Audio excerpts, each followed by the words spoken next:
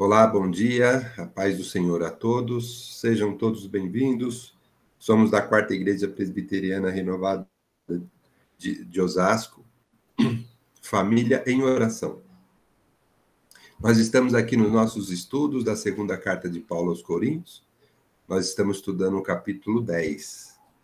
Eu vou fazer uma oração aqui para a gente estar dando início aos nossos estudos e depois vou passar a palavra para o Edgar, que está conduzindo o estudo dessa carta aqui.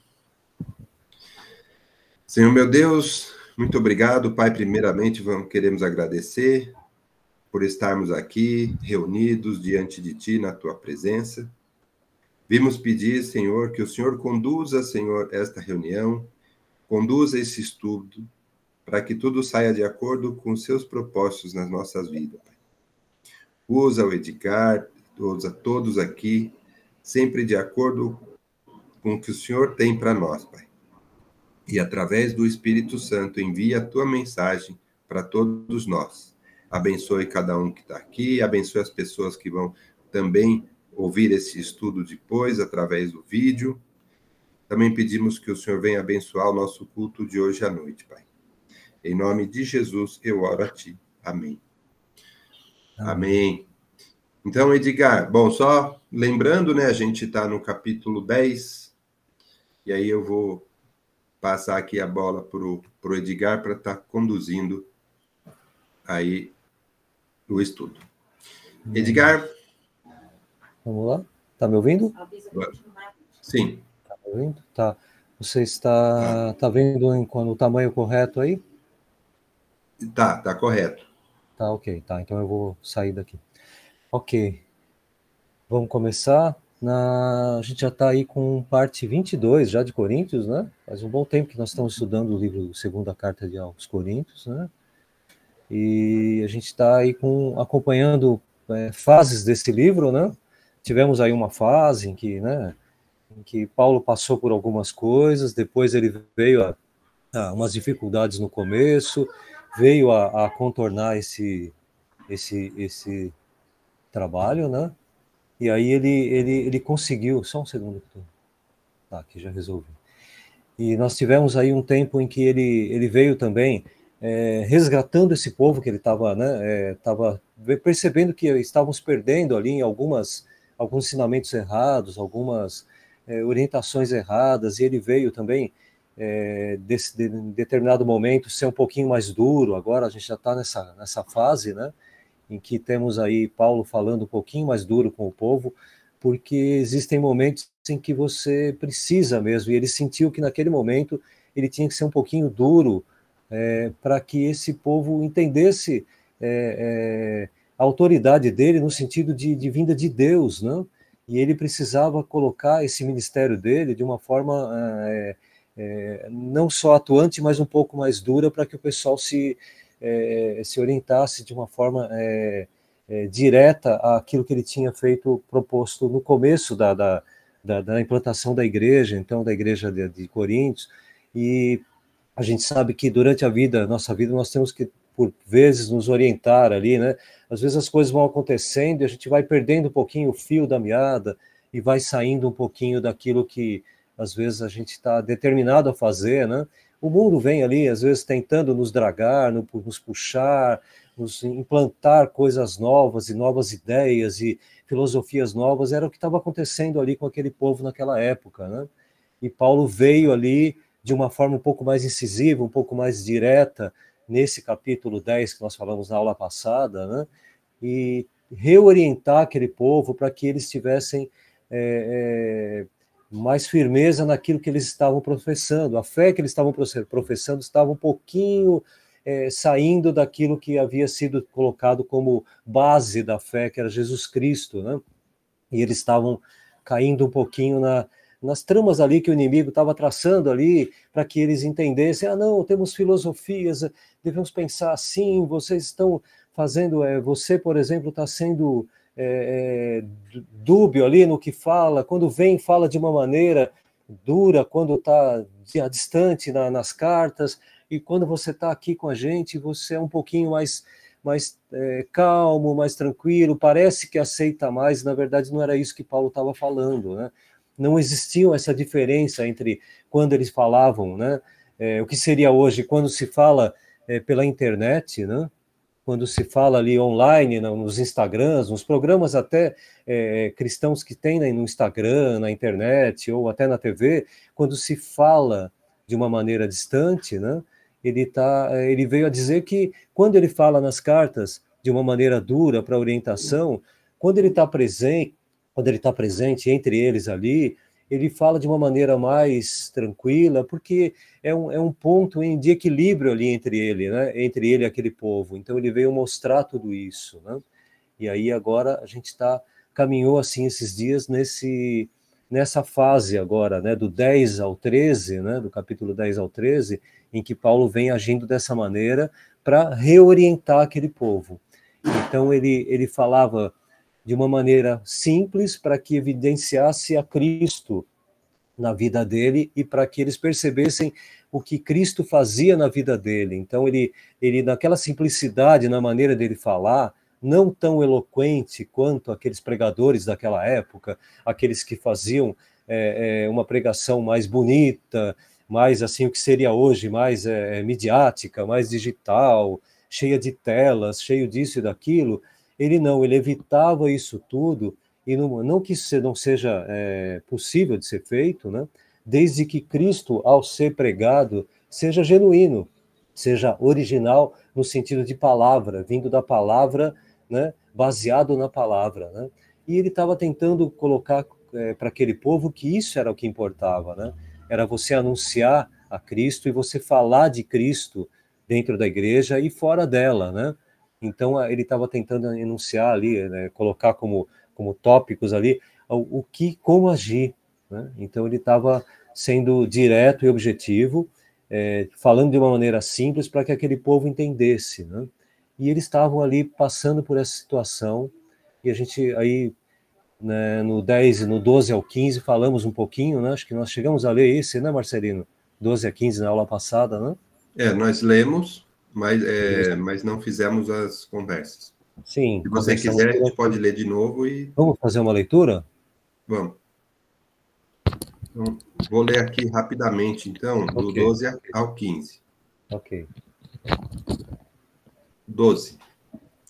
É claro que não nos atrevemos a nos igualar ou a nos comparar com aqueles que pensam que são tão importantes, como são ignorantes. Primeiro, eles resolvem quais as medidas que irão usar para se medir, e depois eles se julgam de acordo com essas mesmas medidas. Nós não vamos nos orgulhar além de certos limites. Deus é que põe os limites no nosso campo de trabalho, e ele nos deixou chegar até vocês em Corinto. Desde que vocês estão dentro dos limites, não fomos além deles quando chegamos até aí levando o evangelho de Cristo. Assim, não nos orgulhamos do trabalho que outros têm feito em lugares que vão além dos limites que Deus nos deu.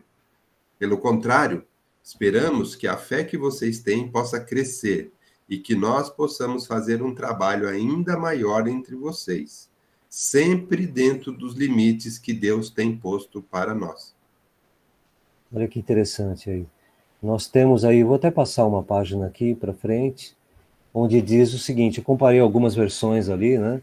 Então, quando ele fala como são ignorantes aqueles que estavam, né, agindo daquela maneira, né, impondo limites criados por eles mesmos, né? Então, na versão na RC, a mais antiga, fala como estão sem entendimento, né? Estão sem entendimento, né? Então, porque não ousamos classificá-los ou compará-los com alguns que se louvam a si mesmos, mas estes que se medem a si mesmos, né? Que estabelecem medidas para si próprios, né? E se comparam consigo mesmos, né? Ali, tá vendo? Como estão sem entendimento, quer dizer, falta esse entendimento da palavra mesmo que estava sendo, ali estava sendo gerada ali, né? Porque naquela época não existia essa Bíblia que nós temos, né? Mas ela estava acontecendo, ela está sendo escrita, né? Pelos fatos que estavam acontecendo. Então, imagine que privilégio ali daquele povo de Coríntios, eles estavam sendo aqueles que estavam sendo exemplo para futuramente gerações estarem entendendo tudo isso. Então, aquele povo estava sendo usado por Deus e Paulo ali, para que hoje nós tenhamos esse entendimento, né? Para que hoje, em 2023, nós venhamos a entender o que Paulo passava para aquele povo e como aquele povo agia, e até mesmo quando de maneira errada, Paulo corrigindo, sirva para nós nos dias de hoje, né? Então, quando Paulo fala ali do entendimento, ele está exemplificando aqueles falsos pregadores e profetas ali daquela época, né? E ele estava falando ali de uma maneira, referindo-se a esses mestres, falsos mestres, tal, de uma maneira em que sirva para nós hoje em dia, observarmos quem está nos orientando, a conduta, a maneira de agir, e até, quando percebermos alguma coisa, ajudar esses líderes, né? Tanto da nossa igreja, como aqueles que também estão sendo líderes em outros lugares, até mesmo conversando ali num café, informalmente, ou andando, ou caminhando, ou trabalhando com eles, porque às vezes existem líderes trabalhando secularmente, a gente também pode orientá-los, né? Ou até mesmo com esse conhecimento que a gente vem adquirindo, né? Passar um pouquinho também, chegar a próximo a eles e também colocá-los, né, numa direção um pouco mais firme no Evangelho, porque às vezes os líderes, por tanto conhecimento, por tanto falarem, eles começam a perder um pouquinho a referência de Cristo e começam a falar do trabalho que fazem, daquilo que professam, daquilo que estão falando, mas de uma maneira pessoal. Então, quando você estabelece padrões também, né, próprios, né, você começa a ficar um pouquinho complicado ao anunciar o Evangelho, né? E era isso que ele também estava falando. Esse texto, quando a gente estava lendo aqui, diz assim que eles se julgam de acordo com essas medidas, né? Padrões estabelecidos por eles próprios, né? Então, às vezes, existem líderes nas igrejas que começam a estabelecer padrões por esse evangelho, para a maneira que vivem, conduta que estabelecem no dia a dia, padrões próprios, padrões que são da vida dele, da cabeça dele, filosoficamente deles, né? Imagine que Paulo falava com muitos ali que tinham uma origem grega, e por essa origem grega ter os fundamentos nas filosofias, né? Até mesmo vã filosofias e outras filosofias do dia a dia, e que eram muito fortes e estavam enraizadas na vida deles. E quando eles se convertiam ao evangelho, eles tinham dificuldades em se libertar dessas filosofias que foram ali impostas, né, que foram colocadas na vida deles e que não era fácil você se libertar. Então imagine hoje em dia o quanto a gente sofre também, né, com essa origem que talvez eu mesmo tenho uma origem muito forte de um cristianismo não muito calçado ali só pelo evangelho, né, e também um cristianismo que tinha muitas influências pagãs, né. Então, não é muito fácil para a minha vida, e eu tenho lutado e luto até hoje, para que esse tipo de coisa não venha dar influência na minha vida, não venha a florescer, a reaflorar na minha vida, né? Então, não é fácil, porque a gente vive cercado de pessoas que têm tradições muito antigas e muito, muito incrustadas na vida deles e que acabam, em determinado momento, causando efeito sobre a nossa vida, né? E isso a gente tem que sempre expurgar, sempre deixar de lado, sempre seguir em frente a Cristo, né? Isso é uma luta diária, né? E para eles também era, né? Mesmo não só os líderes, mas os próprios membros daquela igreja, né? Então, quando ele vem ali falando, né, que nós não vamos nos orgulhar além de certos limites, Deus é quem impõe os limites do nosso campo de trabalho, ele nos deixou chegar até vocês em Coríntios. Então, Paulo diz ali que ele, por alguns ali teólogos, que eu também sigo mais ou menos essa ideia, de que em Gálatas 2, 8, 9, nós lemos na aula passada, acho que não chegamos a ler, em Gálatas 2, de 8 a 9, os apóstolos e Paulo ali falando, eles fecharam um acordo de quem trabalharia em que determinada região e com que povo, para que não trabalhassem em limites que invadissem o trabalho dos outros. Então você acabava, um fala melhor com os gentios, o outro fala melhor com o povo judeu, e outros trabalham um pouquinho mais com outro tipo de origem. Então Paulo foi determinado que ele falasse ali com aquele povo gentil ali, com aquele povo grego, né? Então ele estava trabalhando naquela área, naquela região da Acaia, da região dali que era determinado ali, que ele estava trabalhando naquele momento. E vamos ler 2, de 8 a 9? Eu teria que fechar aqui a tela. Marcelino, você consegue abrir do 2 ao 8 ao 9 aí em Gálatas? Você consegue, Marcelino? Oi? Marcelino está com som? Desculpa, eu tava no mudo. Tá. Você consegue ler Gálatas do 8 ao 9 para não ter que abrir aqui, senão eu tenho que fechar minha tela? Sim. Onde que está? Gálatas 2, 8, 9. Você consegue chegar lá? Mas ele tá aqui na tela? Não, ele não está na tela. Senão eu vou abrir meu celular aqui, eu consigo chegar. Não, pode deixar. Consegue? Senão a gente pede para alguém ali ler. Tô com ele na mira aqui já. Tá na mira? Então vai lá. Vai, Vilmar, manda bala. Gálatas 2, do 8 ao 9. Isso. Pois aquele que operou eficazmente em Pedro para o apostolado da circuncisão, também operou eficazmente em mim para com os gentios. E quando conheceram a graça que me foi dada, Tiago, Cefas e João, que eram reputados colunas, me estenderam a mim e a Barnabé a destra de comunhão, a fim de que nós fôssemos para os gentios e a eles para a circuncisão. Ok, legal. Vocês estão vendo que houve ali uma reunião entre eles ali, possivelmente, né? Em Jerusalém ali, estavam em Jerusalém, né? E aí ali eles, ao reunir, naquela reunião foi determinado, olha, vocês vão trabalhar com gentios, os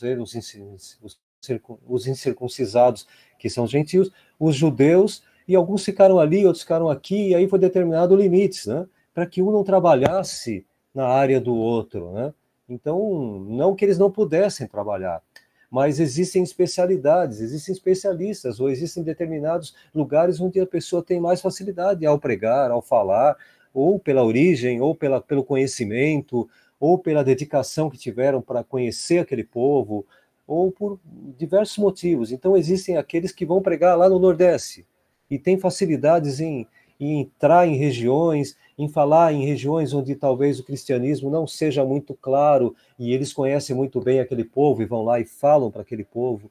Existem situações em que você consegue falar na Alemanha, você consegue falar na África do Sul, outros conseguem com facilidade falar nos países da América, né? Ou outros conseguem falar no bairro onde vivem, né? Tem facilidade em falar com aquele povo, porque conhece muito bem aquele povo. Então isso é bem interessante, porque, como diz o Vilmar ali, né, um apostolado, né? Então você tem essa missão de falar, então você tem esse conhecimento do povo. E ali tinha sido determinado entre eles, olha, Paulo, você vai para lá. Então os limites deles são aqueles ali, o limite dele é aquele ali. E é um limite dado por Deus, né? Porque foi uma reunião em que possivelmente ali, né, todos ali ao falar estavam, né, com certeza estavam ali direcionados por Deus para que eles, ao falarem com aquele povo ali, ao falarem entre eles ali, foi determinado aonde eles iam ministrar, onde eles iam falar. Então, foi bem interessante. E aí foi determinados os limites, né? E dentro desses limites, né, eles conseguiam chegar com esse evangelho de maneira mais eficaz, né? Eu estou com um som aqui estranho, mas vamos ver se eu consigo fechar. Acho que eu fechei aqui. Deixa eu só fechar uma.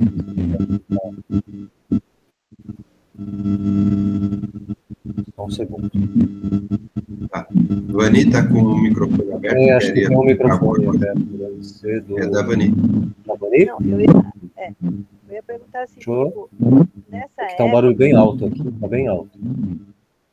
É que nessa época, assim, eles estavam lutando mesmo pelo evangelho e queria que as pessoas realmente conhecessem a Cristo. Hoje em dia, entre aspas, muitos dos pastores não passam essa credibilidade. E as pessoas estão criando resistência ao evangelho, Porque um fala uma coisa, outro fala outra. Então, às vezes, até os próprios cristãos não têm como responder as perguntas, porque não leem a Bíblia. Porque se lesse a Bíblia, saberia, por exemplo, eu quando eu vou na cabeleireira, ali é um confronto, sabe por quê? Eu vou na palavra, eu conheço a palavra, porque eu leio. Eu tô com eu não levo a Bíblia, mas eu tenho o celular que eu vou na Bíblia e falo, olha, aqui a palavra diz.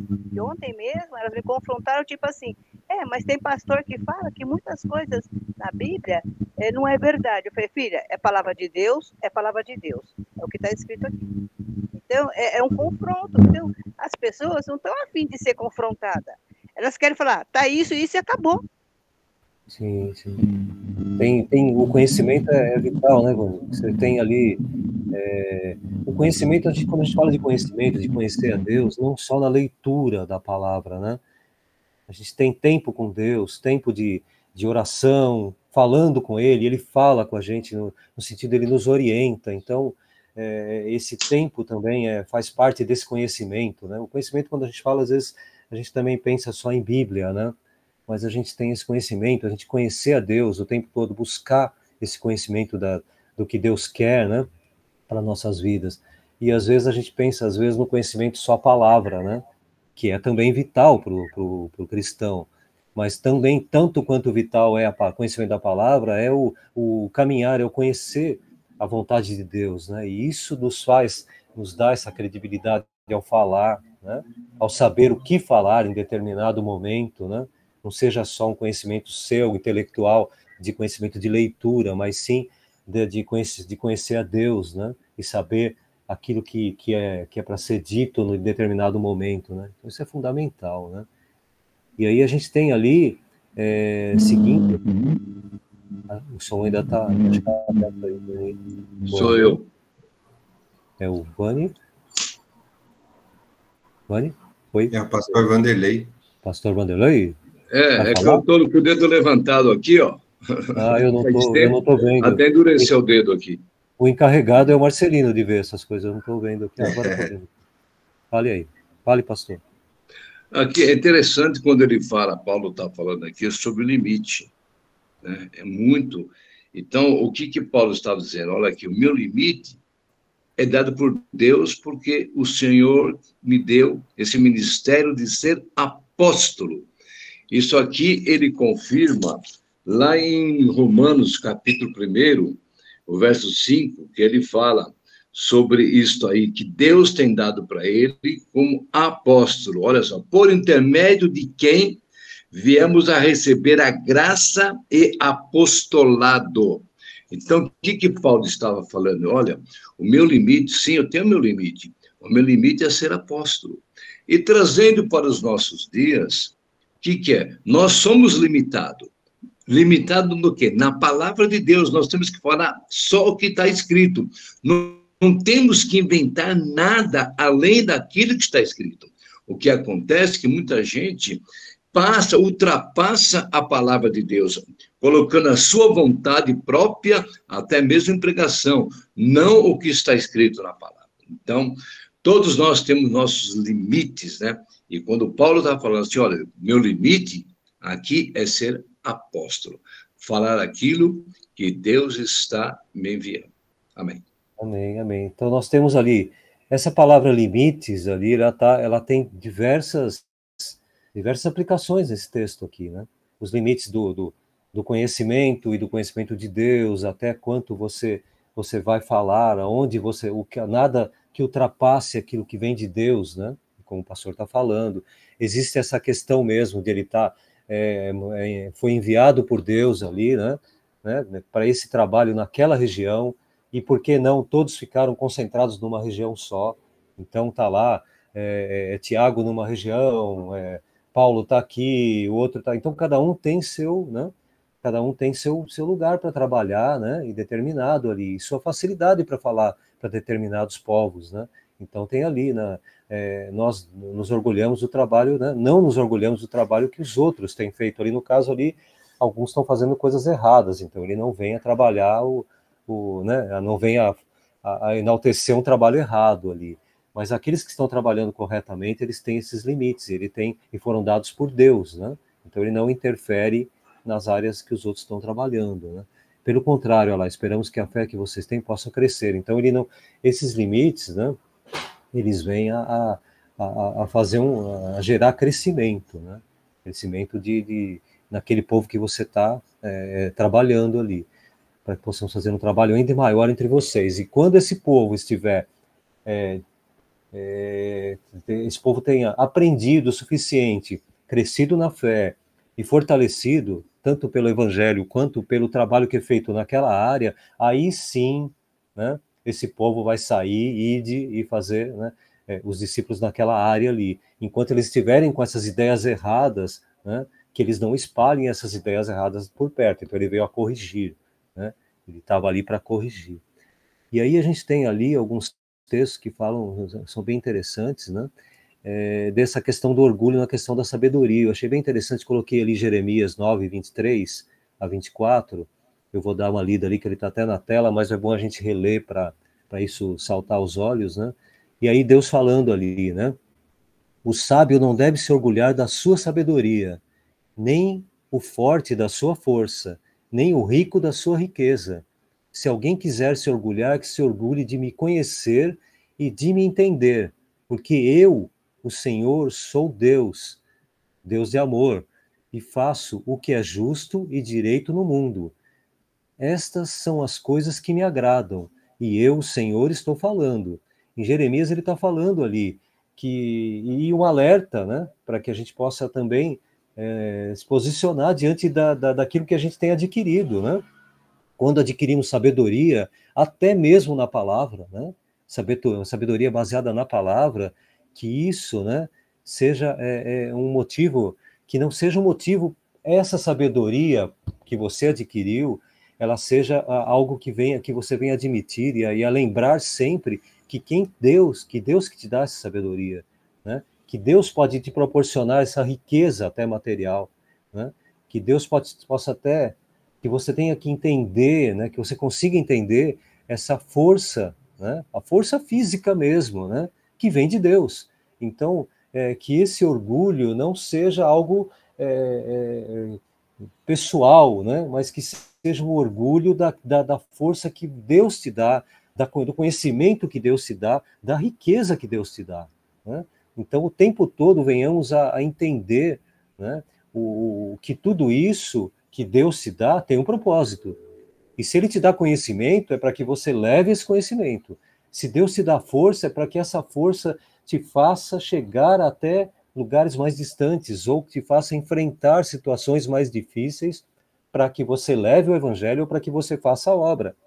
Para que essa riqueza que Deus te dá seja um instrumentos, ou sejam pontes para levar esse conhecimento, para que você tenha dinheiro para construir essas pontes para levar conhecimento.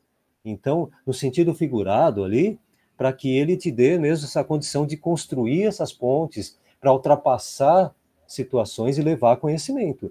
Então, quando Deus te dá coisas, você agradece a Deus por tudo isso e busque o entendimento do porquê Ele está te dando tudo isso, né?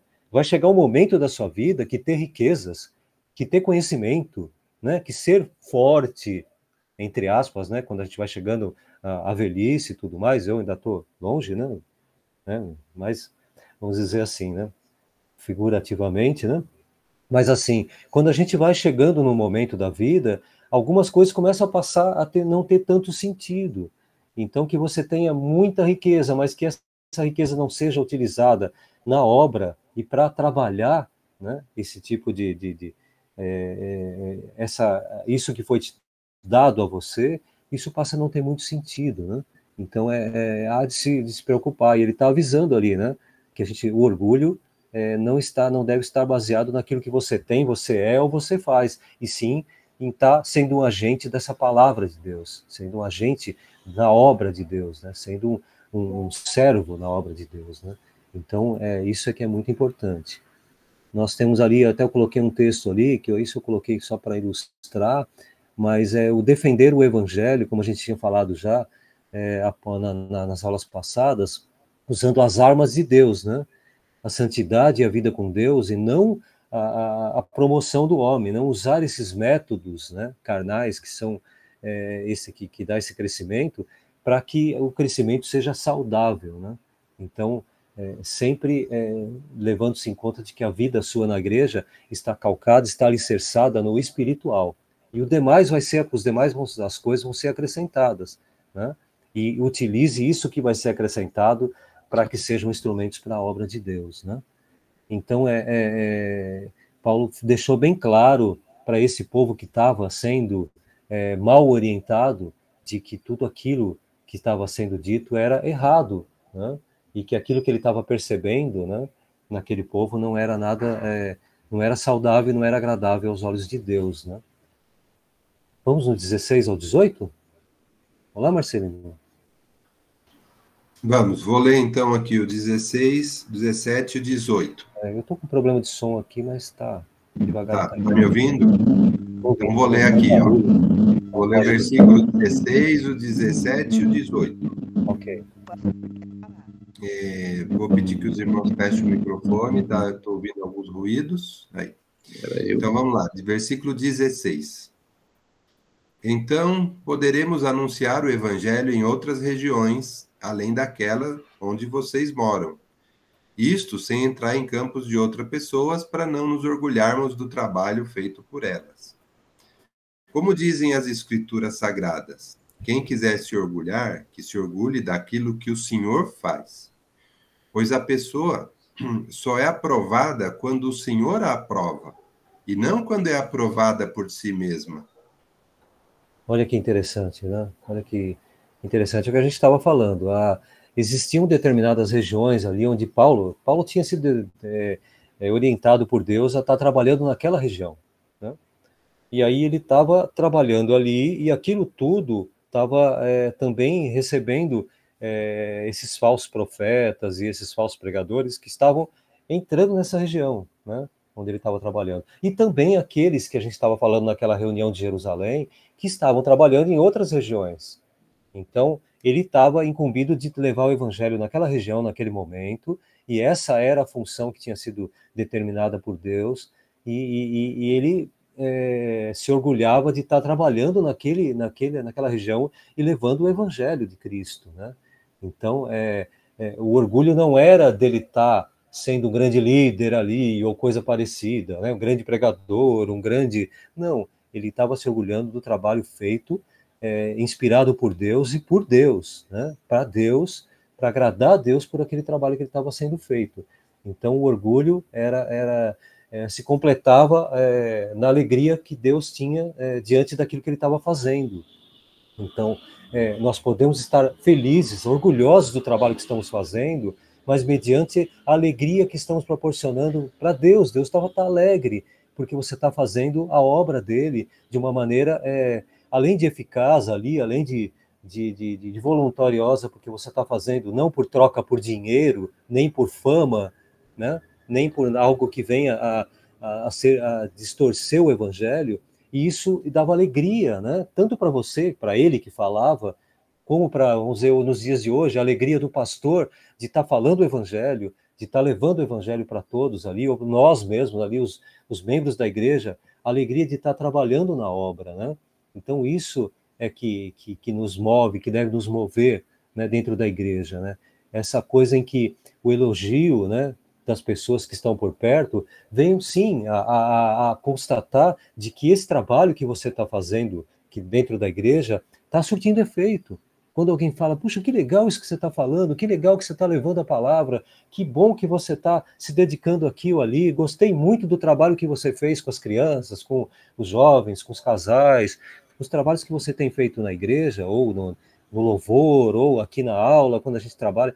Esse orgulho não seja para inflar você e nem para você se sentir, puxa, eu falo, eu prego, eu tenho domínio sobre a palavra, eu tenho isso, aquilo, eu canto, eu danço. Não, esse orgulho vem de estar trabalhando na palavra, com a palavra, e um orgulho que vem de Deus ali, de Deus no sentido de você estar alegre ao trabalhar e deixar e fazer com que Cristo apareça mais do que você nesse trabalho, né? Sempre, que você realmente seja um servo de Deus, trabalhando o tempo todo, sem se preocupar que isso venha a dar destaque em você, que seja algo que puxa, eu sou o cara, não, né? E isso, Paulo vem falando, diversas vezes ele falou, para que isso acontecesse lá naquele povo, que tinha dificuldades, né? Ao trabalhar essa coisa do aparecer, do ter a melhor filosofia, a melhor palavra, ser o mais eloquente, o mais bonito, né? O mais vistoso para todos. Então isso estava incrustado na cultura daquele povo, e Paulo vinha quebrando o tempo todo isso, né? Então é bem interessante, né? Em Provérbios 27:2, que eu coloquei ali ao lado, diz ali bem interessante, Salomão falando ali, ninguém elogie-se a si mesmo, se houver elogios que venham dos outros. Ali a gente não está nem falando na questão de que só de Deus ficar feliz com aquilo que você faz, mas sim algo que venha, que alguém te falar, sabe? Puxa, que legal que você terminou tal coisa, que legal que você tem exercido tal função, né? Mas que não seja você falando, eu faço, eu prego, eu danço, eu canto, eu sou, não. Que você perceba que tudo isso vem de Deus. Se você faz, se você prega, se você age de tal maneira, é Deus que te dá essa força, é Deus que te dá esse conhecimento, é Deus que te proporciona tudo isso.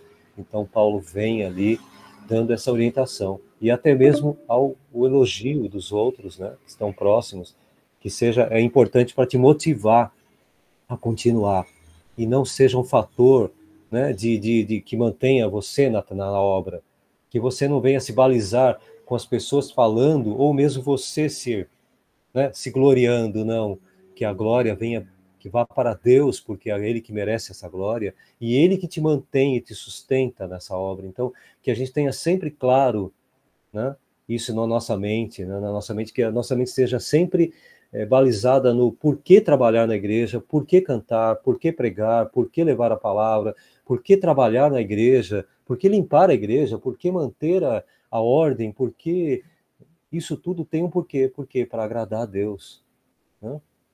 E não para agradar os homens. E se houver elogios, que seja para te impulsionar a continuar a trabalhar nessa obra, cada vez mais. Então, esse elogio seja algo que te mova a continuar feliz, agradando a Deus com essa obra. Então, não seja algo que seja para te inflar, e sim para te impulsionar, né? Vamos lá? Falta um pouco tempo ali, mas a gente vai seguindo aqui. Só uma... Pode falar, pastor. Tem um comentário aqui, Sim. Comentário bíblico, é interessante que eles falam que eles, aqui no Masmé que nós já comentamos, eles vangloriavam de um trabalho que nunca fizeram, né? Então é interessante essa palavra. Eles estavam se vangloriando daquilo que nunca fizeram esse trabalho, né? Então, o que Paulo está condenando, né? Que a política deles também, qual era a política deles? Era invadir o território de outro e tomar posse do trabalho realizado, né? Então, alguém realizava o trabalho e queria tomar posse e se vangloriava. Então, nós temos que tomar muito cuidado também, porque às vezes você trabalha na obra do Senhor, né? Tem pastores aí que trabalham, ganham muitas vidas, né? E depois vem outra pessoa que quer tomar o lugar daquele homem, daquele obreiro, né? Então, o que Paulo estava condenando eles é isso aí, olha, vocês estão avançando, estão vangloriando o quê? Vocês estão invadindo territórios, né? Então, é um ensinamento para nós e um alerta para todos, né? Invadindo o território alheio. Amém. E, pastor, então, muito cuidado com isso. Sim, invadindo territórios, né? Invadindo territórios ainda de forma errada ali, né? Invadindo com ensinamentos errados ainda, né? Também o que acontece muitas vezes é que às vezes a pessoa começa a falar coisas que estão além da Bíblia para cativar, né, outras pessoas que estão naquele território. Então, traz palavras que não deveria ter trazido, né? Palavras fora do contexto bíblico, né? Então, nós temos que fazer o quê? Tomar muito cuidado com essas coisas. Por isso que acho que todos os pastores ficam preocupados quando alguém começa a visitar igrejas, né? Visitar a igreja é uma bênção, receber a bênção, mas tem que tomar um pouco de cuidado. E todos, né, que vão visitar, é muito importante, né? Sempre falar com o pastor, eu vou em tal lugar lá, e o senhor vem me abençoar, a gente abençoa.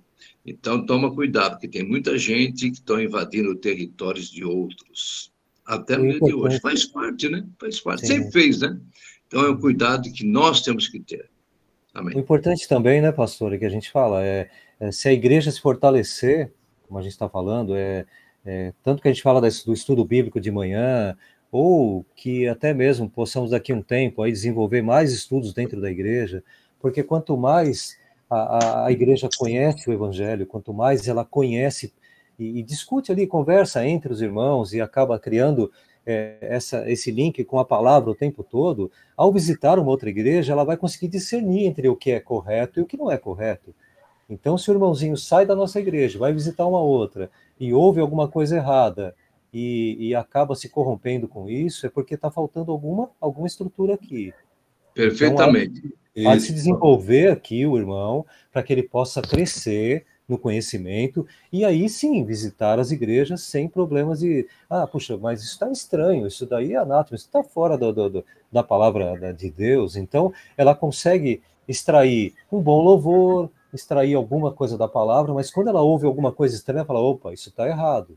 Então, eu diria assim, quando o irmão está bem alicerçado na palavra, e está bem focado nas coisas de Deus, e em sintonia com as coisas de Deus, e falando com Deus constantemente, dificilmente ela será enganada numa igreja que vai visitar. É verdade. Mas ela chegando numa igreja, ela vai visitar uma igreja, e ela não tem a menor ideia do que é a palavra de Deus. Ela ouve alguma coisa, ela lê, ela ouve alguma coisa no culto, ela fala, mas ela não lê a Bíblia, ela não fala com Deus, ela não está sintonizada às coisas de Deus. E aí, de repente, ela visita uma igreja, onde eles falam, olha, aqui você tem que tirar tudo que tem do seu bolso, não sei o que, tá, e doar tudo aqui, e você tem que deixar a chave do carro, e tem que deixar tudo, e faz tudo. E aí, daí um pouquinho, a pessoa, puxa, me roubaram lá. Aí você fala, mas peraí, mas onde está escrito que você tem que dar, tudo que você conquistou, até coisa que você está usando para trabalhar na obra, você vai doar para um, sabe assim? Então, até mesmo discernir entre, opa, isso aqui está errado, isso aqui está estranho.